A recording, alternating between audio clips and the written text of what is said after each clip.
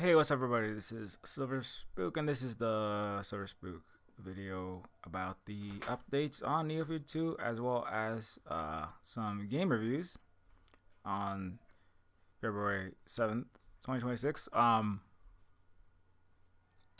so I'm going to try out just doing a slightly different format, and I'm just going to try to give more updates, especially as the Neofeud 2 is getting closer to its initial release, and we're focusing more and more on that. So, yeah, we're just going to talk about that, what is going on, and of course, also answer questions about the game or other things as uh, dev Q&A session, as well as talking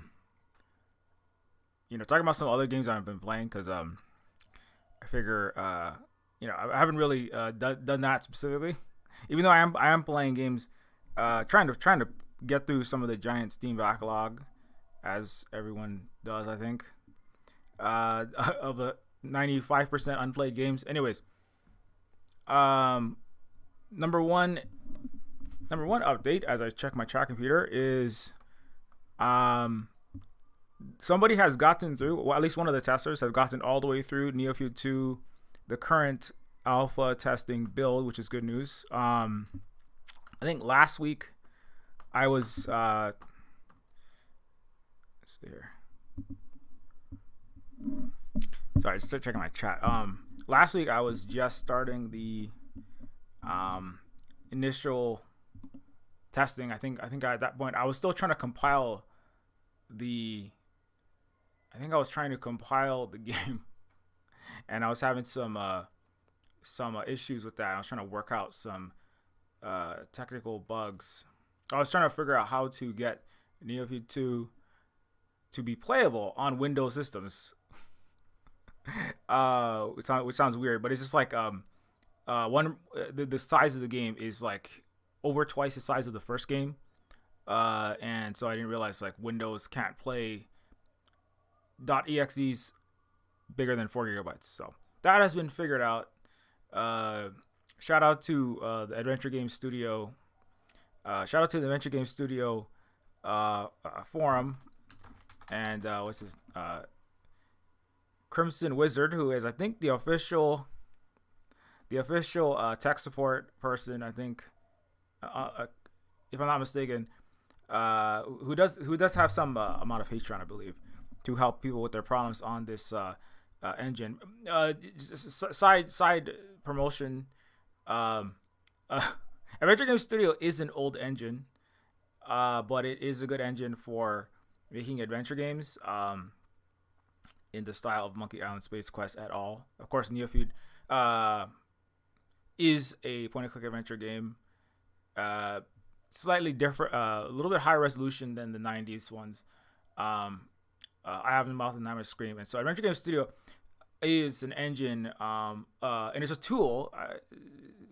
Unlike some tools that you can have, such as Adobe Animate or Unity. If you want to use Unity, if you want to use Modern Engine, that's fine. But Adventure Game Studio is I believe it's Creative Commons. It's definitely not backed by. It's not an engine of some huge corporation like Unity is, or Unreal is, or the art creation tool Adobe Animate is, which went through some controversy this week, of course, as Adobe said they were going to basically shut down Animate, and that infuriated like half of the artistic world and industry. And the backlash has since, I believe, caused them to backtrack on that. So shout out to collective action in that regard. But if you don't want to worry about whether your tools for game dev will work in the future, and it's not anything is possible in all possible future worlds.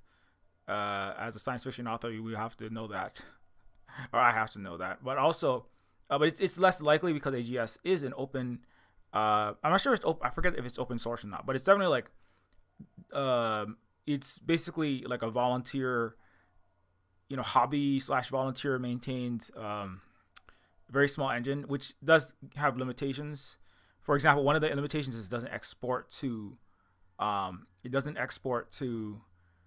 Mac immediately. It doesn't export to PlayStation, Nintendo, Xbox, and a whole host of other consoles and platforms easily. It doesn't immediately export. It doesn't, as far as I know, it isn't directly export to Android. It does. You can build from the Adventure Game Studio creator into Windows and Linux. And I was trying to work on a Mac version of Neofeud 2 just recently, just yesterday. I was trying to figure out how to get it playable on Mac. But long story short, but one of the benefits of it being an old Creative Commons tool is that it's less likely to, well, it's like standalone. You can run from anywhere. There's no big subscription fees, and it also it will work as long as whatever version you have, it will just work. You don't need to it's not a game as a neo-feudal techno-capitalist hellscape service. Your game won't randomly transform into a torment nexus that will destroy 15 years of your life's work because a billionaire needed to meet a yacht payment, which is what happens when huge, right, Nvidia, Microsoft et al. Start eating up the corporations and the teams that maintain your Adobe, your art, your painting, your animation, your game development, your software, your music creation tools, your video creation tools. So anyway, that's just a little aside. But anyway, back to the updates. Make sure to keep an eye on this chat here. Hey, what's up, Coral? Hey, Coral, are you the same Coral that emailed me? I'm just checking. Thanks a lot for your support, and I hope you're, hope everything's going well. Anyways, okay, so back to Neofeud updates, and disclaimer: I was not paid by Adventure Game Studio to sell their products. I just discussing things that's relevant because Neofeud 2 is made with Adventure Game Studio, so that's is relevant to the game dev. I have no plans to change the engine at this moment as well. Technically, I'm actually simultaneously working on a early new Silver Spook prototype project in the GZ Doom engine. So, but anyways, so back to Neofeud updates. The game works. Somebody has played all the way through Neofeud 2 on the Windows version. Didn't have a single crash as far as their reports went. They did report there were some a misspelling, actually a miscapitalization, random capital N at the end of the word mission, and it was not, Tumblr unhinged person speak. So in that, because sometimes I do change capitalization, within an avant-garde stylistic sense, but that was an accident. There were some I wouldn't know to look inside of the chicken with the rubber chicken with the pulley in the middle. I wouldn't know to use the rubber pulley on the chicken on the computer. So can you give me some signposting for that? I'm joking. That's a Monkey Island joke, but it's just this puzzle in Neofeud 2 was a little tough for me to solve, or I'm not sure how I would think or figure out to combine those items together. It's if you know point and click adventure games and puzzle games, it's kind of it is a very spectrum of ways of thinking, and some people like getting stuck for a month playing point and click adventure games and then tearing their hair out trying to solve it, and some people just don't, or some people, it's not necessarily better or worse at it, but it's kind of a tricky thing, these kind of puzzle games, how easy or hard to make it. So anyway, long story short, that's something that everyone's gonna have a little bit of a different take on that. Neofeud 1 had an arcade shootout. I'm gonna review some run and gun, more action oriented games, Huntdown and Blazing Chrome. But there is a part of Neofeud which is a little more arcade shootery. It's a little more eye hand coordination. So I tamed that. I toned it down a bit because it was a bit too hard for like point and click adventure aficionados, which is more about reading, basic puzzle solving. It's about thinking, logic. Sometimes it's a test of how silly you are, right? Like, would you put a rubber chicken with a pulley in the middle onto a zip line? Like, it's a test of how zany you are. Like, how much Acme Looney Tunes have you watched? I think it's the Acme Looney Tunes quotient. You put too many points into strength and intelligence. If you put too many points into strength and agility, and you don't put enough into Acme Looney Tunes nonsensicalness, you're not going to do well in certain adventure games. You can't just luck max. You can't just perception at max and just think you can snipe everyone.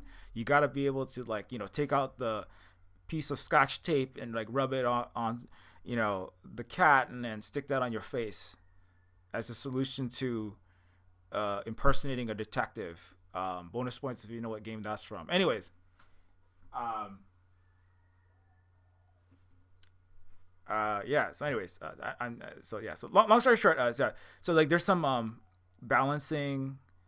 What was that like? It's just kind of like this puzzle could use more signposting. I got stuck over here, and that kind of stuff. But that's not really nobody actually got like completely just I can't get past this. Because part of gameplay, right, especially with puzzle gameplay, is if you never get challenged to, if the solution is always immediately obvious, then it's kind of not, it's not really a puzzle game. In a certain sense, it's just kind of a visual novel, or it's a basic interactable click through story, right? Because it's just like, well, obviously, when I walk up to the soda machine, I take the coin and I put my coin in, obviously. And then when I get in my car, I take the car keys and I insert them into my car, right? So then it's not really a puzzle game. Then it's just, what is that? It's like a life simulator. It's like it could be a cyberpunk dystopian, terrible life simulator. But it's not really a puzzle game. So to have it be a puzzle game, it has to be a little bit tricky, right? You have to kind of think. You have to use your noggin and, kind of stress it out a little bit, and some people don't like that, right? And that's why they use ChatGPT and outsource their cranium, right? And then they're brain dead, troglodyte. No, I'm just kidding. But it's like if you don't really want to, you have to, like if you're playing a platformer, like part of it is the challenge is, you have to like jump at the right time over the bullets, right? I mean, in Huntdown and in Blazing Chrome, just to throw that in there a little earlier, that's something you got to do. But then the challenge of it, and it can be easier on easy, and then harder on normal, and then hard or nightmare difficulty, etc. But but then how hard do you want the game to be is something that's kind of a personal taste thing. So anyway, that's not really a bug, I would say, right? It's so that's something I'm going through. Is I'm taking feedback from the testers, and they're saying like I'm having trouble getting past this part. And it's like, are you having trouble getting past this part? Did you spend 5 seconds? It's kind of like a person to person. I kind of know some of the testers. It's a closed alpha testing at the moment, if you're wondering that. So I'm asking the testers, I think about the tester. There's some testers that when they have a question, they just immediately say, oh, I don't know how to do this, right? Right. So it's kind of like if you come to I'm trying to think of an example. If you come to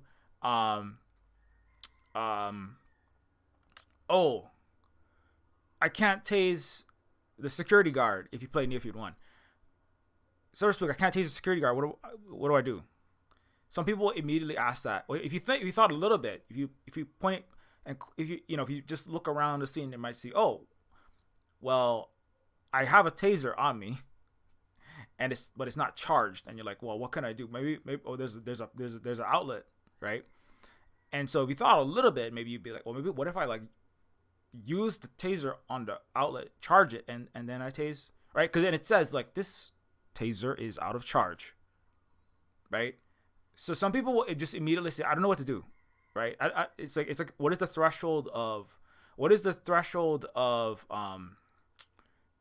the threshold of logic and thinking, like how how much thinking we put in before you say, oh, I'm stuck, right? Because some people will be like, they'll try a lot of things, right? They'll think, what if I use this on that? What if I try several different inventory items? What if I try this idea, try that idea, right? You're like kind of testing and experimenting and just like thinking a bit harder. And then if you get stuck for like, 5-10 minutes, half an hour, even some people, or longer, then you go, I'm really stuck. But some people, you know what I'm saying? So that's where it's a kind of like it's a personal taste sort of thing of like, how stuck do you want to ever be? If you never ever get stuck, if you never get challenged, then some people like might actually not like that. They'd be like, that game was too easy, or that wasn't really, that I didn't really feel like I solved any puzzles, right? I just kind of waltzed through the game. It doesn't really have the gameplay I want. Now some people don't really want it to be that hard. They just want to experience the story in the world, and that's fine. That's why I made Neofeud actually made it a point. I intentionally made it a bit easier than some puzzle games because I really want people to experience the story in the world. And so, anyway, I could go off on that forever. Let's just move on. Hey, what's up, Street Cat Love? Neofeud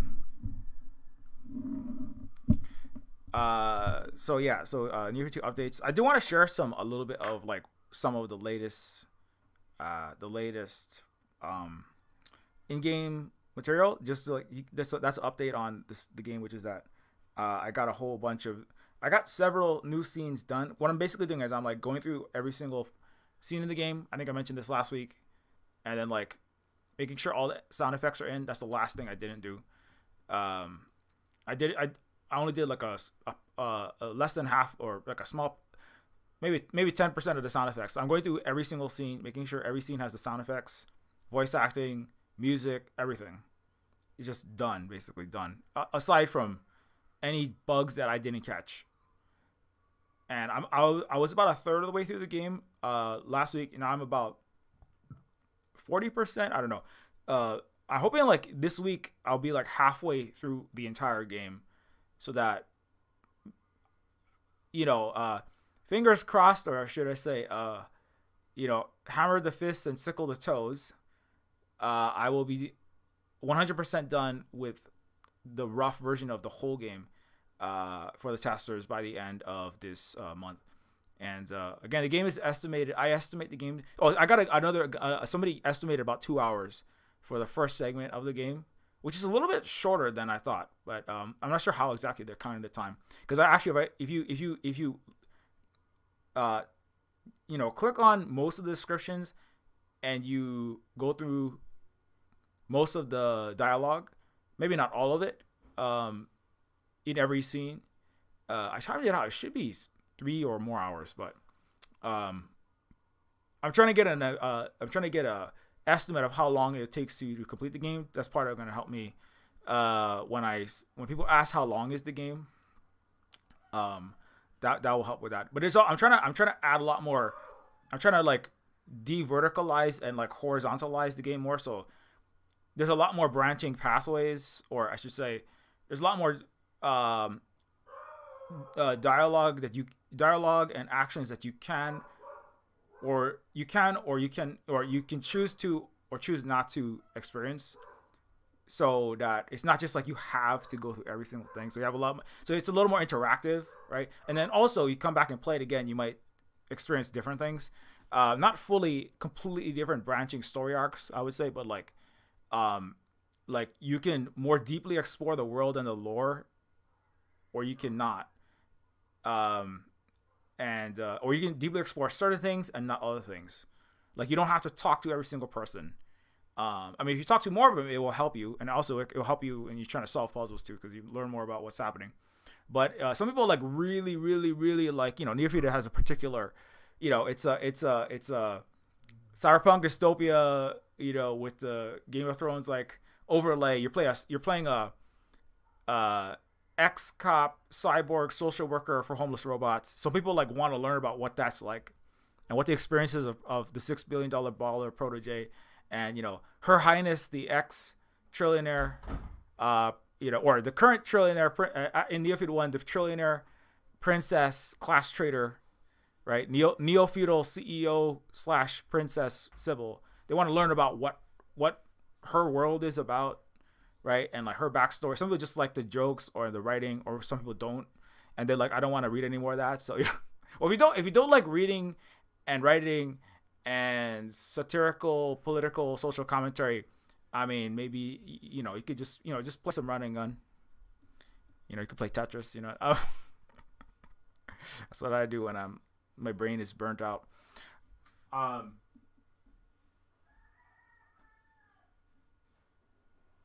Okay. Anyways, okay, but we'll move on though. Let's go to the updates. Okay.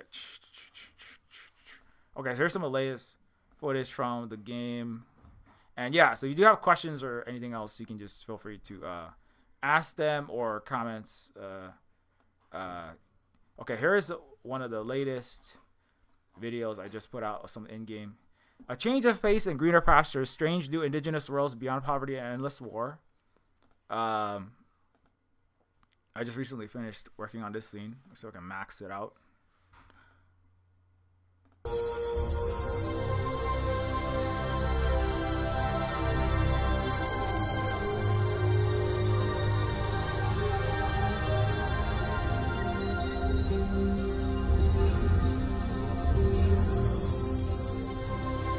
Where do you keep all the piles of trash and dead bodies? Where are the tent cities? Bread lines? Police beating strikers and activists? Where are all the drug overdose victims and their needles? These are portraits of individuals I recognize from military briefings. Sybil Clinton Bush? She was neo-feudal royalty turned anarchist terrorist who caused havoc by the crime of redistributing trillionaires' wealth to the terrestrial poor. Protege, who killed 200 billion people on Earth with violent revolution and chemical weapons. And that's Hugo Chavez, another communist dictator who condemned America to die from universal health care, high taxes, and forced everyone to eat rats after central planning caused crop failures. Did they also teach you that Marxism causes cancer and that fossil fuel is what plants crave? How did you know? So, anyways, yeah, just remember, Marxism causes cancer, and fossil fuel is what plants crave. That's a quality, high quality, neo-feudal education right there. There you go.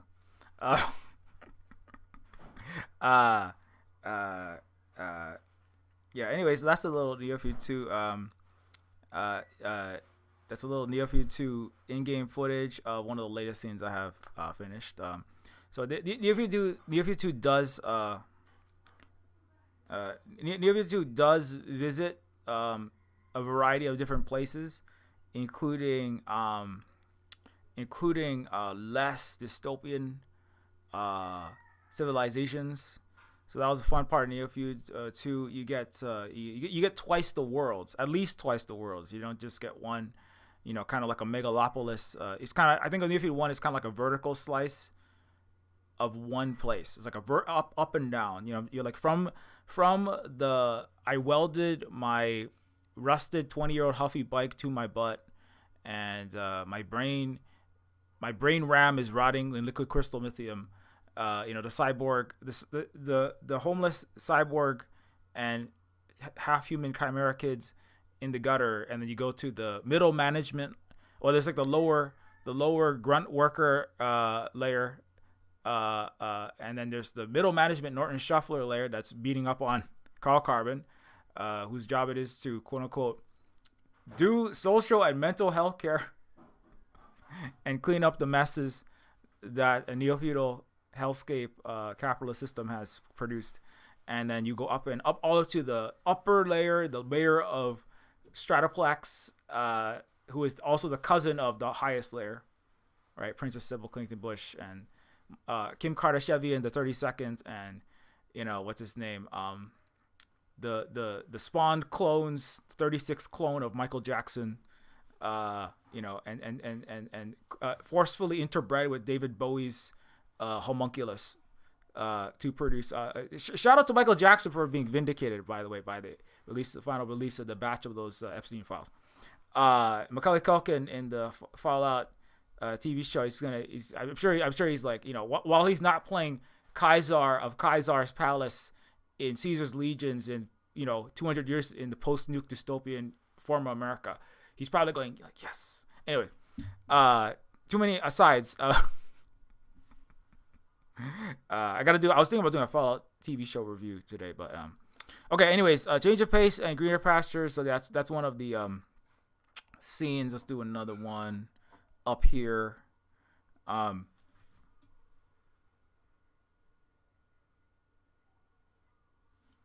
Oh, hey, what is up, Leon? Thanks for stopping by. Hey, I think Leon is somebody, I believe, who has possibly played the current Neofeud 2 alpha build to the end. So congratulations if that is you.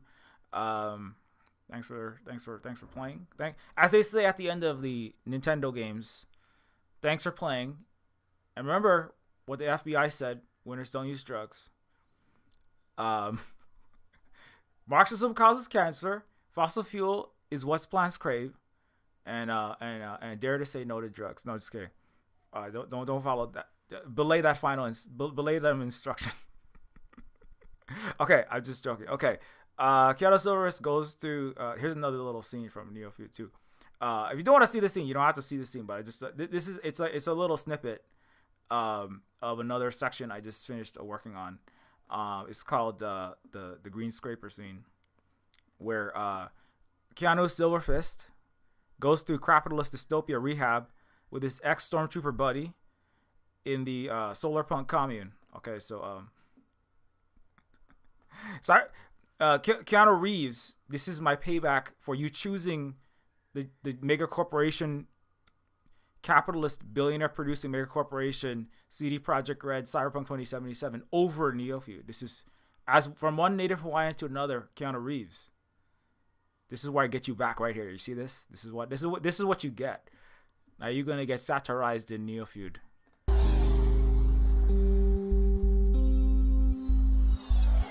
Okay, wait, hold on. Let me make my head smaller. I know it's a very difficult task being a megalomaniacal game dev, but I'm gonna try. Let's make my head smaller. There we go. All right.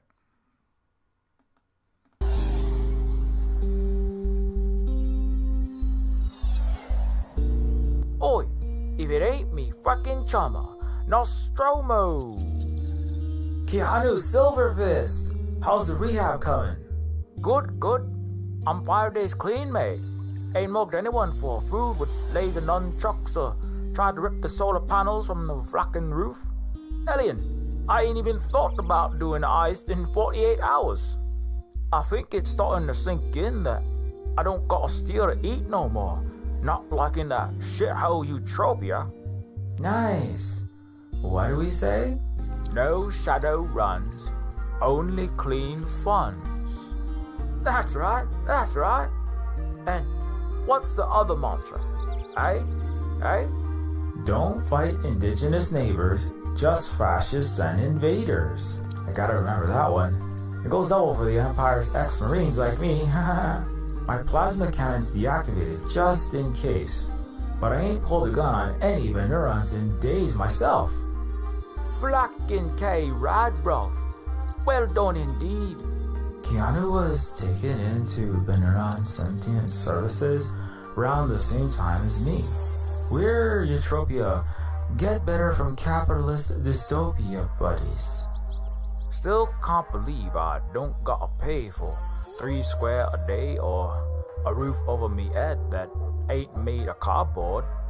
Right? Glad to see you're making friends.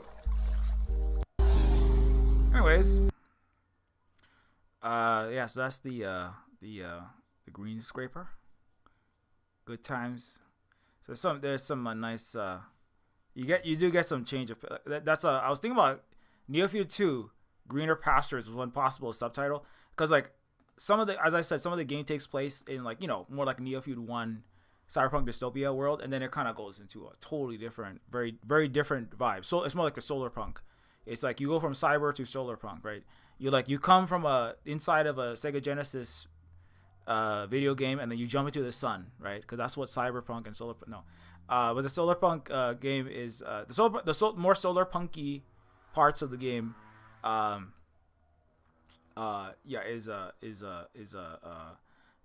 yeah, that was a lot of fun to paint. It's using a different color palette. I remember I was actually just a little game dev, behind the scenes game dev side note.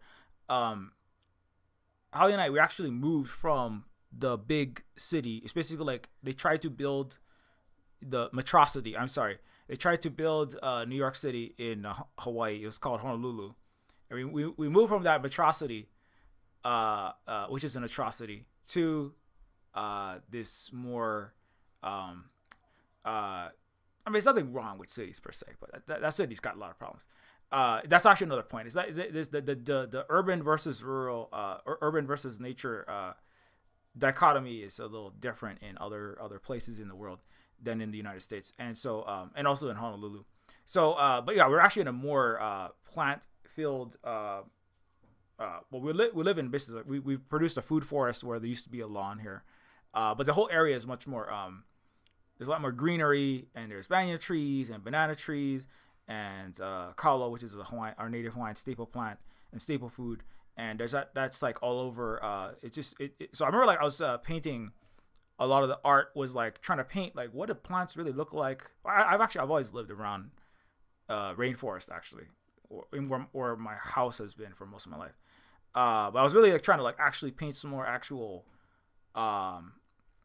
greenery and like nature, and like add that in, because Neofeud 1 is very urban. It's like it's very concrete jungle. It's just all cement, you know, polarized glass, you know, rotten, you know, streets, you know, trash, metal. Everything is metal, plastic, concrete, asphalt, computer chips, silicon, wires, and then like glowing neon, and that's about it.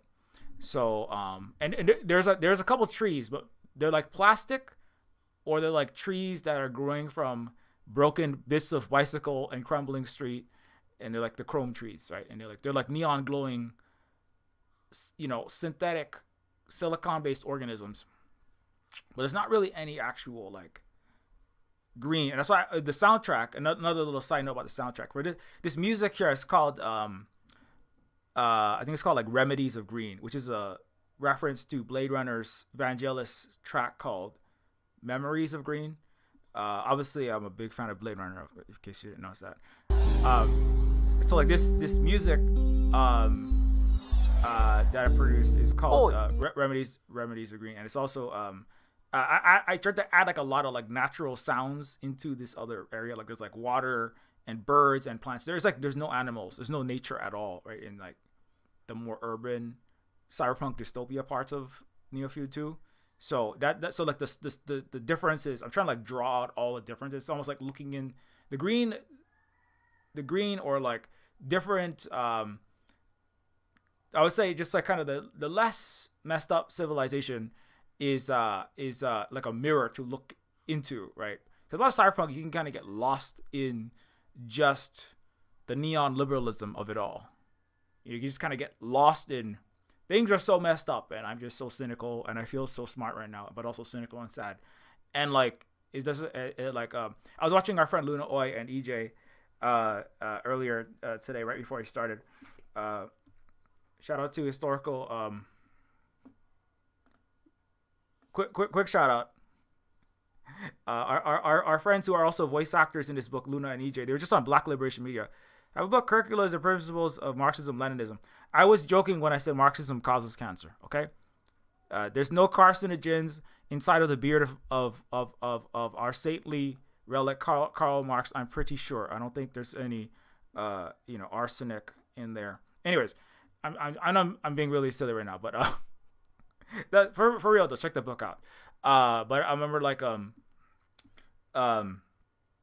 they're talking about like the importance of doing things, right? Taking action as opposed to talking forever and not doing much, and then never starting anything actually as a part of to produce the action in the world that is then you evaluate after, and then you analyze and you critique, and then you come back, right, with your cooperative, or your, in Hawaii we had the Ahupua'a system here, or you come back to your organization, whatever it is, and how can we improve our conditions in our society or our group or whatever we're trying to do, and then we do, sometimes they call it praxis, but we do the action and then we come back and analyze.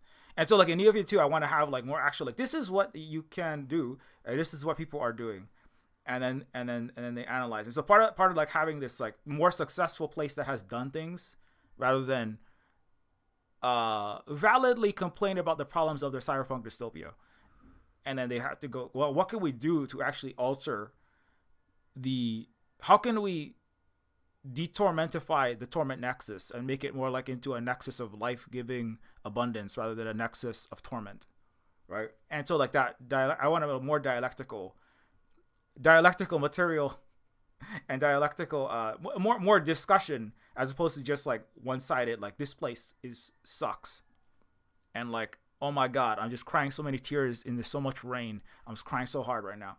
I mean, crying is fine, but then you gotta actually dry the tears, and like you gotta like plant the garden, you gotta like code the software, you gotta like actually I was talking to Holly, like actually engineering, just, I know I'm gonna learn a little bit of philosophical diatribe, but there's like software engineering, there's a kind of Western like lawyerly, let's discuss this in the infinite committee, infinite academic discussion, infinite talk, right? Infinite lawyering, right?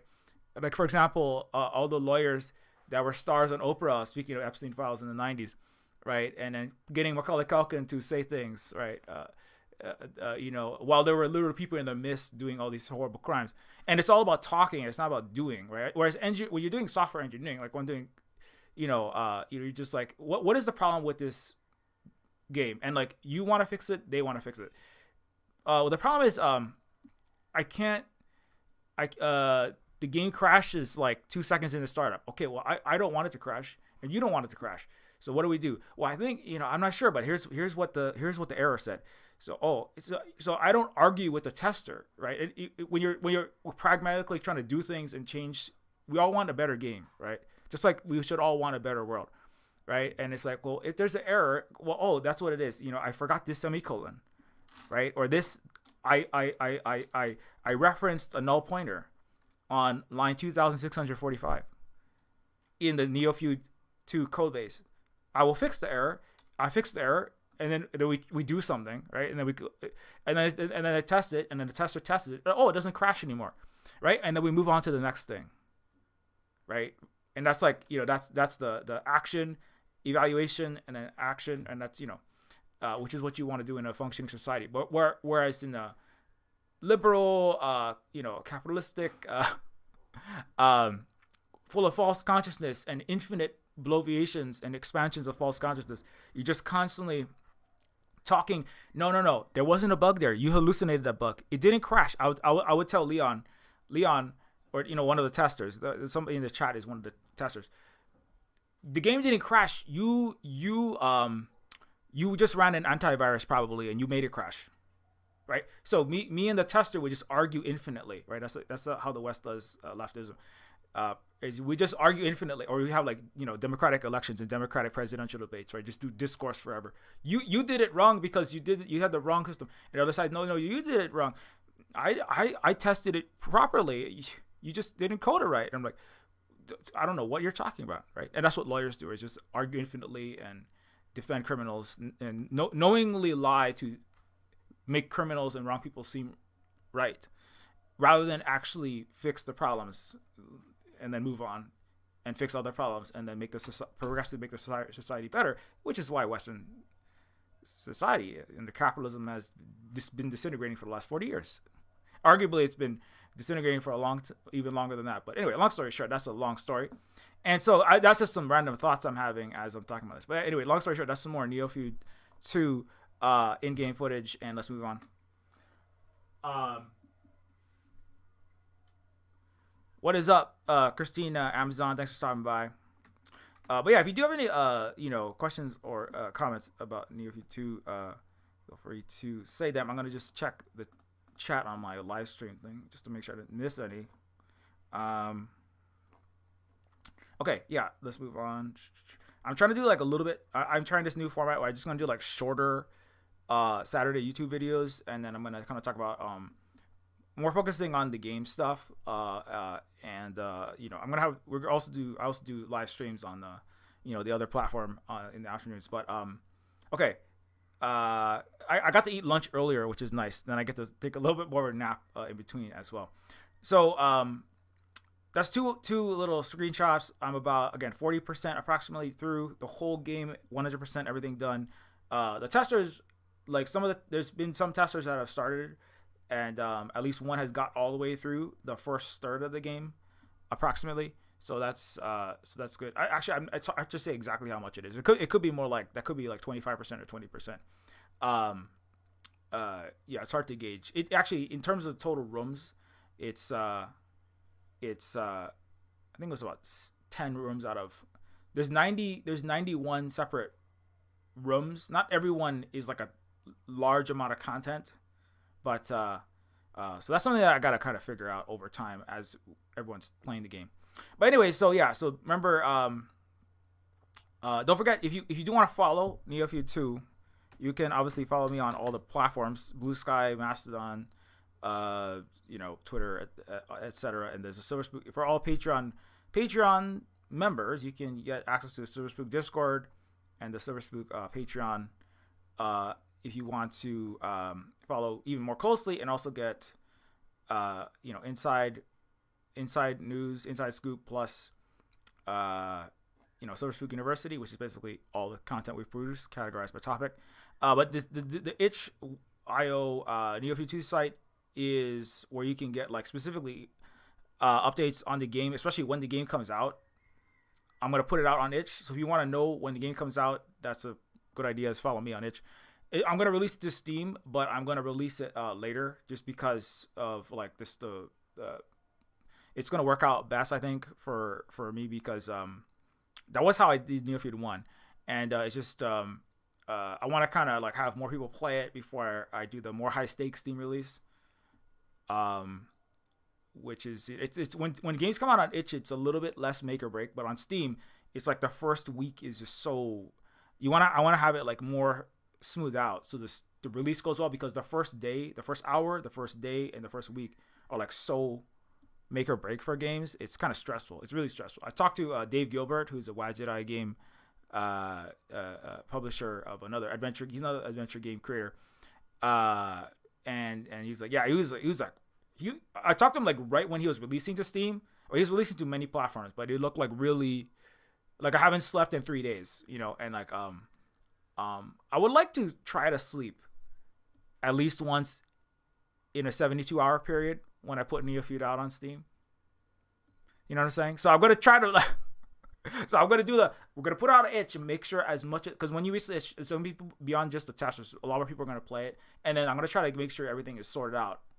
Oh my gosh, there's a catastrophic bug when I try to run, Adobe Animate, while playing Neofeud, and it's probably because Adobe Animate, Adobe went back and did some kind of horrible capitalist, mischief.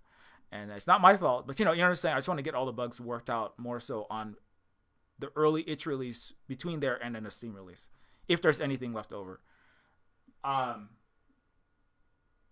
Hey, what's up, our Terror Bird? Thanks for stopping by. Let me just check this real fast.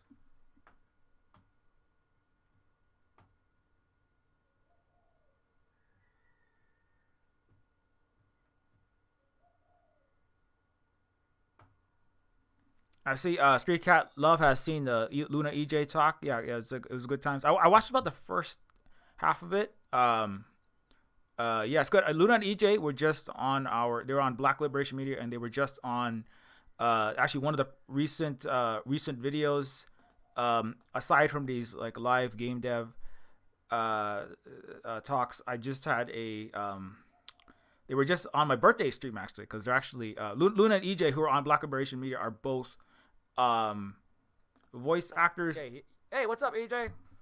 Yeah, they're both voice actors in Hopefully you Neofeud 2 as well as being friends here. Win-win for South. Yeah, so so Luna, EJ, and Azilla and joined me for a birthday party. So yeah, that's it's good. I hope Luna and EJ get to play the game Neofeud 2 soon, so they can actually experience their own voices. Maybe they have, some people have that thing where, you know, you have that issue where when you hear your own voice you just start cringing uncontrollably. It's very common. Like, I have that. Voice acting in Neofeud 1 and 2 and listening to 60,000 hours of myself talking has gotten me past that. I literally have to listen to myself play Carl Carbon and Protege and this robot ex-marine guy for like so long. I have to listen back. I memorized Neofeud 1 script. I have almost memorized the Neofeud 2 script. I'm at the point where I'm quoting lines from Neofeud 2, just like walking around the house, like verbatim. And it's 140,000 words. It's 700 pages. So it's a bit of a weird thing to do, to be an indie dev. But anyway, oh,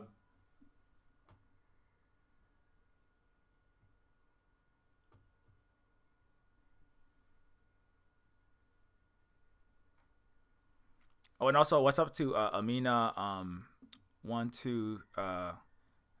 Amina, and everyone else who stopped by. So I'm trying to check the chat in case people do have questions, because I did want to kind of do a little bit of actual dev commentary and also like Q&A. So I'm just checking it real quick.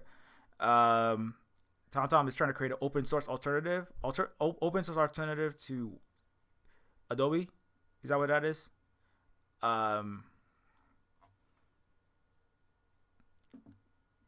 Okay. Anyways, yeah, but because I did post this to Blue Sky as well, because I know there's a lot of indie game makers and players on the Blue Sky platform as well. You can don't forget to follow me if you have a Blue Sky. Don't forget to follow me on the Blue Sky platform also. I'm on many platforms. I'm on basically too many platforms. Too many for me to keep track of all of them. Anyways, okay, back to the point though. Let's get this wrapped up.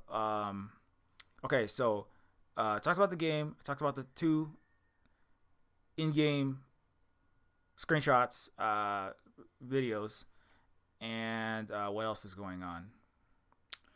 I'm trying to get a Mac version. Done. It's gonna take some doing. One little tip. If you have a Mac, should I share that right now? So Neofeud.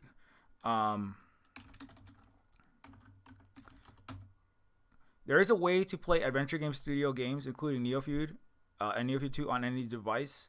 It is here. It's in the Neofeud itch, this thread here. There's a website here called Erico Porto. It's just a tool somebody created, and then you can like load it. So if you have Android, if you have Mac, if you have any kind of device that has a browser, like Mac, Android, Linux, Windows, I don't know if it will work on a phone, but anything that has like a web browser,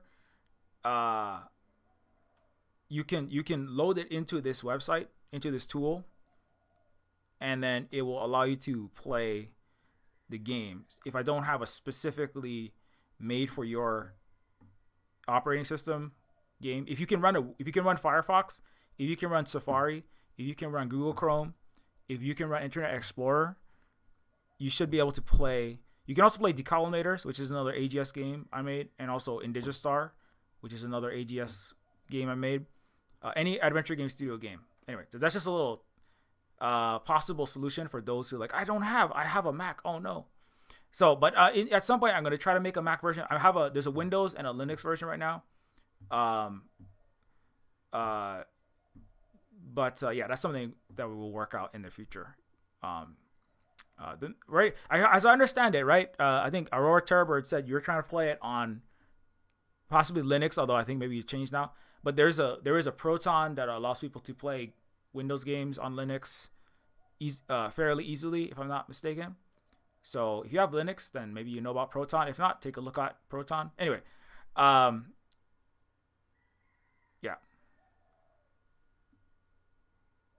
Okay, now let's talk about other games though. Let's talk about other games like Huntdown and Blazing Chrome. If you don't know this game, the Huntdown, and this is a little more I guess this is like it is pretty cyberpunk themed. It's very dystopian, retro future themed. In the mayhem-filled streets of the future, where criminal gangs rule and cops fear to tread, only the bounty hunters can free the city from the corrupt fist of felony. Lay waste to the criminal underworld and make a killing in the hard-boiled action comedy arcade shooter. Shimamoto Corporation. Downloading coordinates. You were personally selected for the job. So I'll just comment. On Huntdown is a really fun. It's a really fun action. It's very talky. It's very chatty. Oh, there's the Unholy Goalie. That's like whenever I just want to pause on that real fast. So the Unholy Goalie inspired Holly. He is a giant, like 8 foot tall, minigun arm on one side, and he has like 10 hockey sticks stuck together as a giant mace on the other, before a giant crowd of, like the scene from The Warriors, crossed with like Mad Max, crossed with the Muddy Ducks. Okay, it's very Canadian. This part. Holly went back and watched Muddy Ducks after this. Anyway, that's just the tone of the game. It's very tongue in cheek. It's very funny. It's very creative. It's very all those things I just said. Right. It's very like it's Mad Max, Terminator. It's like WW, not WWE. It's like indie wrestling. A lot of wrestlers actually were in a lot of dystopian post-apocalyptic fiction, like obviously Rowdy Piper, and he was in They Live, but he's also in Hell Comes to Frogtown. It's very theater, and it's very dystopian sci-fi, and it's also retro run and gun Contra style action as well. So if you like all those things, like every single boss there's constant like one-liners, like non-stop tongue-in-cheek, like funny little one-liners and references to obviously everything. It's like obviously Neofeud has lots of references to lots of 80s, 90s, noughties, just millennial core dystopian sci-fi gamer nerd, catnip, constant references. But it's also like it's very theatrical. There's like full voice acting for almost every moment of the game. And there's bosses that all have their little personalities, and they're all like they're very chatty. Actually, when I made Decolonators, it was I think I had played some of this game, and I was like that's really fun because you can have like a lot of back and forth. And I was like, I wanted to have like a game like this with like lots of fun gameplay, and then like lots of just people just like constant Arnold Schwarzenegger one line slinging. Let me just grab some of the voice here. All the bounty hunters. Showtime! Anaconda. She knows the meaning of life. That's why she can take it away so easily. They even had the movie announcer voice, but I was like, I wanted something like that, but like with anti-capitalist characteristics. So I made Decolonators is of course also a run and gun game. And but the difference with Decolonators is Decolonators has a Vietnamese communist fighting the United States invading empire, right? And it's instead of saying like, I know the meaning of life and that's why I can take it away, Luna says like, I came here to chew bubble gum and hand out communist pamphlets, and I came here to kick capitalist butts and hand out communist pamphlets. And I'm all out of communist pamphlets. That the vibe of it also has an indie wrestler. Speaking of indie wrestler, because Decolonators has Luna Oi. That's our she's literally a Vietnamese communist. Also the creator of that the curriculum of Marxism, the Vietnamese, the actual Vietnamese college curriculum. But Luna is so she. But there's also Ophidian the Cobra, who plays the antagonist. He's actually an indie wrestler. He's a Puerto Rican indie luchador style wrestler who has done he's fairly well known in the indie wrestling scene. I think semi-retired, and he plays John McPain. Right, so he's like the heel in this. So I feel like that was definitely like the Huntdown vibe. Something I was trying to go for, and there's like running and shooting, but in this case you're fighting the literal imperial capitalist U.S. trying to bomb the communism out of Vietnam, and you're communist revolutionary, right? Literally decolonizing instead of terminating, right? That's the 80s imperial 80s. Check out Millennials Are Killing Capitalism Imperial 80s series. Instead of like terminating, you're decolonizing. So that was kind of like I remember. So the Huntdown was part of inspiration for this game. That's a little side note. So if you like the action parts of Decolonators, and this one is like way longer and bigger and more. It's a bigger. Decolonators. I made that game in 1 month with me and Luna helped with some research and voice acting, but I basically did all the game stuff. Art and the programming, and wrote the script and the music and the voice act. There's no actual music, the sound effects and stuff. But this game is like it's a good many hours, many levels. So the whole team worked on it for a while, and yeah, it's a lot of fun. My favorite weapon, my favorite enemy is the misconducts, the unholy goalie, and the misconducts. Those are hilarious. Also, my favorite music is from the Number One Suspects, which has katana wielding the Number One Suspect, which is predominantly black. It's very smart. A lot of it plays dumb, but it's very smart. A lot of the jokes and the satire in this actual game. Number One Suspect. And the final boss is Shogun, but their music, it sounds like Miami. It sounds like a Miami Vice, crossed with like Miami Vice crossed with like the theme song from like Kung Fu, which is another 80s core tune. And the music is really, I love this. I'll just listen to the soundtrack just by itself when I'm just like, zoning out, literally playing Tetris, as I said earlier. When I need to check my brain out because I have reached my maximum neuron usage quota for today. Anyways, long story short, that's Huntdown. So it's that was fun. The other one is Blazing Chrome. Blazing Chrome is also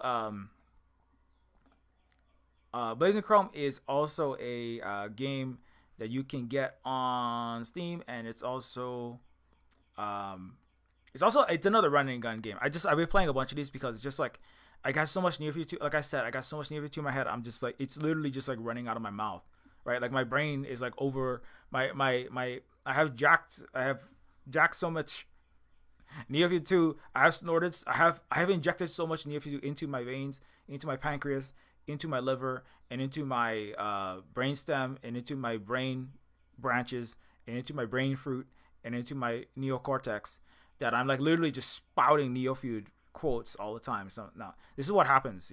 I might have to like adjust what I do going forward. I'm trying to work in bigger, less solo dev and more in teams going forward. But so I don't have a lot of space for really big, really expansive worlds because I'm like I kind of run out of it in my own head. Once I get Neofeud 2 out, I gotta get back into that. But I'm playing a little bit more of these kind of like Huntdown, and it's just like everything is basically throwaway lines. I mean, everything is just like, here's a funny one liner, then move on, or here's a gimmick, and then you move on, and it's very entertaining. But it's kind of like it's like you don't need to keep store a lot. It's not very complex in that sense. Like, here's somebody that kind of looks like Lockjaw / Terminator, and Blazing Chrome is also like that. It's like it's kind of like Contra. Which and I love Contra, obviously, and Contra Hardcore and Contra 3 Alien Wars, in particular, this one feels like, and I recently played all the way through it, and it was a lot of fun. I was gonna let the trailer play real fast for at least this beginning part. Actually, I started playing this game because this game, the intro trailer looks and sounds like a Terminator 2 Judgment Day B footage crossed with Manborg and Turbo Kid. If you don't know what Manborg and Turbo Kid are, check them out. It's worth seeing. If you don't know what Terminator 2 Judgment Day is, I don't know what you're doing with your life, and or get off my lawn, Gen Alpha. No, I'm just kidding.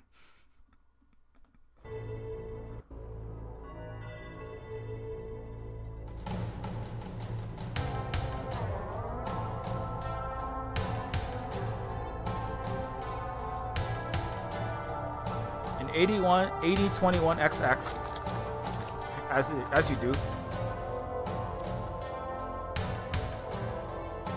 Also, I just want to say this girl is chewing the bubble gum. That's canonically correct. She is constantly chewing bubble gum in the game. I don't know what her name is. She kind of looks like gender bent Zero from Mega Man X. So shout out to that, especially in the game because all the yellow hair flying all over the place.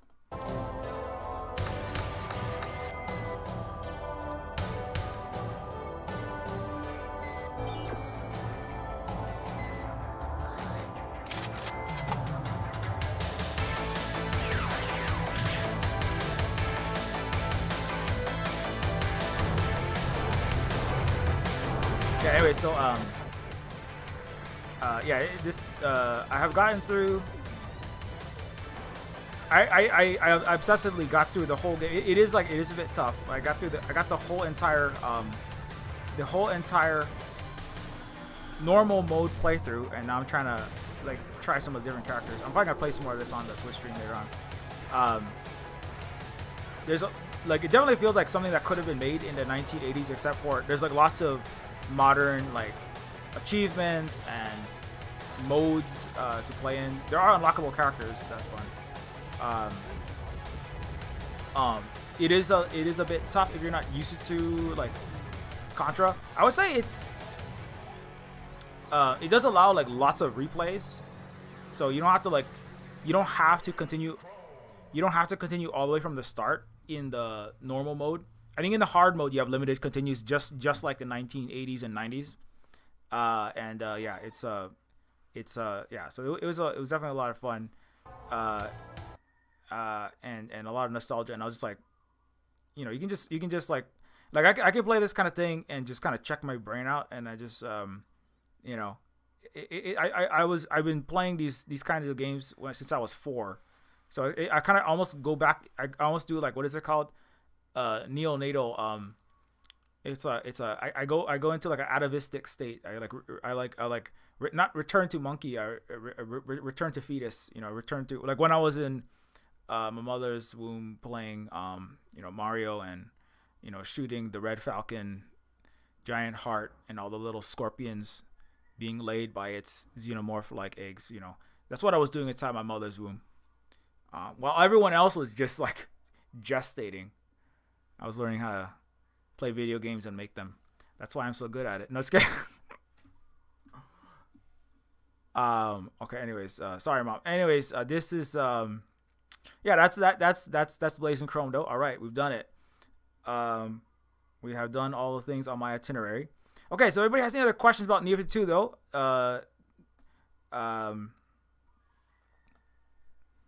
Neofeud 2 or Spook Games. I don't have a hard release date yet. I'm still, I would like to. If you're interested in alpha testing, there is only a closed alpha at the moment, but consider becoming a Patreon member, and then I'm giving those people an option if they would like to have early access to testing as one of the ways to encourage people also to become a Patreon supporter of Silver Spook Cooperative and Silver Spook Games. What else? So yeah, there's no hard release date. I'm trying to get the whole game complete. It won't all be tested, but I want it all to be 100% the rough draft for the testers by the end of this month. So I can't say the release date is March 1st because that's probably a little premature. One of the and it's possible, depending on how long the game is, I might break it up into 2 parts and release it in 2 parts. There's still an option. So in that case, it might come out a little sooner. The part 1 might come out a little sooner, but not sure. Okay, looks like I'm trying to catch up with this chat here.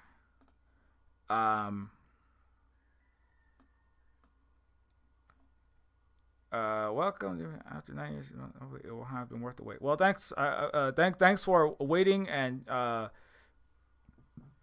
thanks for waiting and watching and following the streams of Aurora Terror Bird as well, and also checking out the game and offering the test.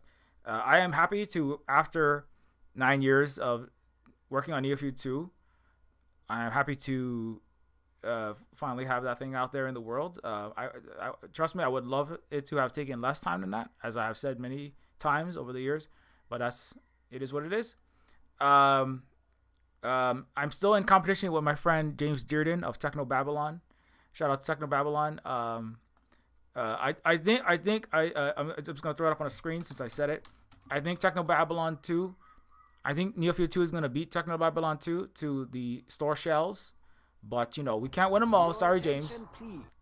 Now, Techno Babylon is a really great game. You should check it out if you haven't yet.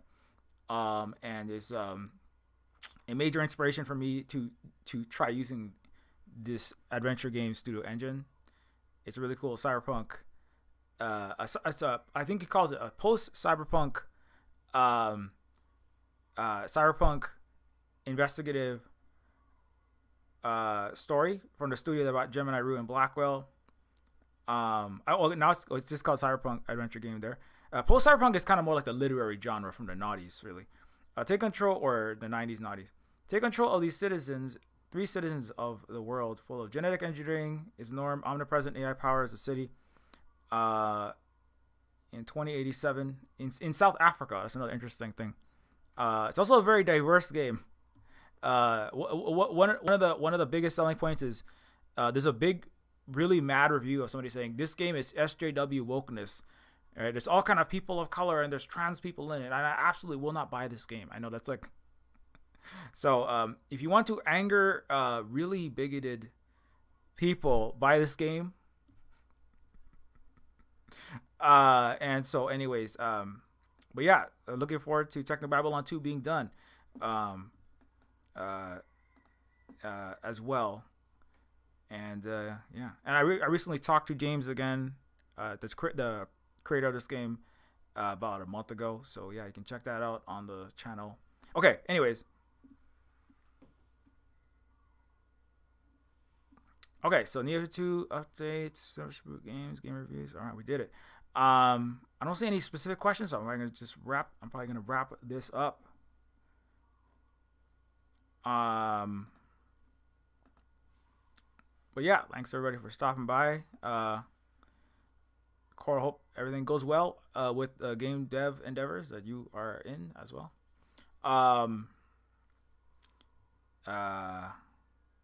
Yeah. Okay, if you would like, don't forget, as I mentioned already, you can get Neofeud 1 while you wait for the sequel on Steam, and all the sales of this game, of course, do support everything we do here at the Silver Spook Cooperative. Consider giving us a one-time. If you don't want to buy games, you can always directly support us, of course, on Patreon and Ko-Fi. Ko-Fi for one time and Patreon for ongoing support. Don't forget to. I should probably say that. Smash the like button, subscribe, follow, all the things. Help this channel out. And also, of course, but you can get Neofeud if you like the game, which is a retro point-and-click adventure cyberpunk game where a cyborg social worker, an ex-con robot, and an ex-trillionaire princess try to overthrow a dystopian neo-feudal hellscape of trillionaires in floating palaces as the Earth goes to waste below, not unlike our current time we live in. And that game is one that you can help out if you like it by leaving even a very short review on the Steam site, because this does help get the game get discovered in the Steam algorithm, like likes on a YouTube channel. also, don't forget you can help us out by grabbing the game also on Neofeud on itch.io, as well as other games such as, again, I already mentioned Decolonators, but then there's also Pigeon with Gun. And Digistar is another one that's before you play Neofeud 2. This is a smaller, about an hour-long game I made that's set between Neofeud 1 and 2, so it's kind of a primer for Neofeud 2. Not unlike the Matrix, the Blade Runner shorts that came out just before Blade Runner 2049. And then there's Neofeud Short Story Collection, Pigeon with Gun, which is a retro comedy gun. Also has some Huntdown influence as well. And then there's Pigeon with Gun, several short story collections, including Neofeud Short Story Collection, which expands the world of Neofeud. The Terminus Machina Short Story Collection, which expands that world, which is Terminus and Neofeud are both part of one universe now, and Terminus is they're all directly connected, so it's all basically the Silver Spook verse, I guess. And there's also Woman, which is a book by Holly, which my partner here, who also lived and survived Macaulay Culkin's character in Righteous Gemstone sort of life, where he's living in a right-wing fundamentalist conservative Christian culture, and this is a critiquing that culture from the perspective of Mary in the Bible. And you can also, of course, follow Silver Spook on Blue Sky, on at Silver Spook Guy, Silver Spook Games for the games related stuff. And we're also on Twitter, we're on Mastodon, and all over the place. Also on Twitch, Silver Spook on Twitch, which I stream there normally Wednesday, Saturday, Sunday in the approximately 7 to 8 Eastern time, PM. And so follow there. You can follow Holly at Allergic to Blue on Instagram as well as Twitter. If you want to keep up on like specifics, stuff that we're doing in terms of like I talked about praxis and the importance of doing action in the world and in various ways, and our local gardening food garden, food and sustainability action and ecological restoration and other kind of praxis that we do. Holly has a lot of posts about that on Holly's Allergic to Blue Instagram, and Holly's also on Allergic to Blue in Twitter as well. So yeah, follow Holly. And again, thank you so much to all of our Patreon patrons for your ongoing support, which without your support it's hard to keep doing this work. If you aren't a patron yet, consider becoming one. It really does help us out a lot, and keep us going. As until I put Neofeud 2 out, the Neofeud 1 sales like definitely don't necessarily stay up, and so I'm really hoping to get everything bumped back up once we get to Neofeud 2. There'll be another revenue stream coming in once we get the Neofeud 2 going. But in the meantime, help us in this not necessarily nadir, but lower income level that we're at before the release of the game, by becoming a Patreon patron and get all those perks. And of course, if you already are a patron, consider, if you can't afford it, increasing the patronage if possible to get us closer to our the goal level is like 1,500, but we're closer to more like 500 at the moment. So help us out with that, and we greatly appreciate that. Thank you so much to all of you. All right, and until next time, keep your mirror shades polished, be excellent to each other, and we'll be back next week. Oh yeah, sorry. I just want to share it really quick. We put up these Valentine's decorations. I don't know if you can see that. Happy Valentine's Day. If you don't celebrate Valentine's, happy decolonization. Happy decolonization of Captain Cook, which also happens to happen. Very important day for Hawaiians, us Hawaiians. That happens the same day as Valentine's Day. Have a good one.